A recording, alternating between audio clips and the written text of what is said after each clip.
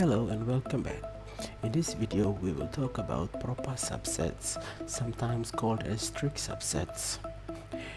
If every element of set A is also an element of set B, but set B has more elements than set A, then set A is called a proper subset of set B, denoted as a proper subset of set B using this symbol here. Proper subsets can also be expressed using a Venn diagram. Here we have set A is equals to the set 1, 3, 5 and set B is equals to the set 1, 2, 3, 5 and 7. We can see on the Venn diagram that set A is in set B. However, set B has two elements that are not in set A.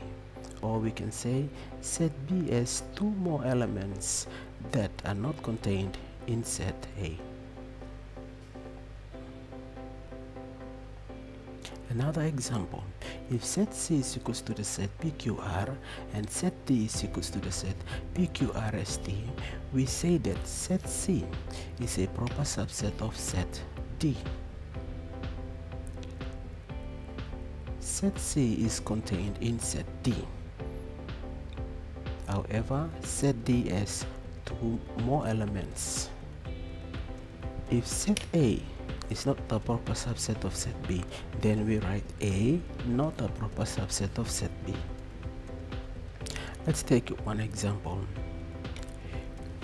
If B is equals to the set 1 to 5 and D is equals to the set 1, 3, 5, 7 and 9, then B is not a proper subset of set D. Why? Elements 2 cannot be found in set D. Therefore, set B is not a proper subset of set D.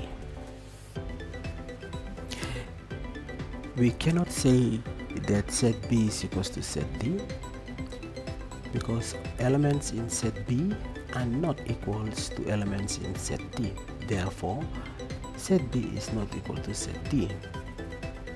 No set is a proper subset of itself. That's one very important point we have to remember.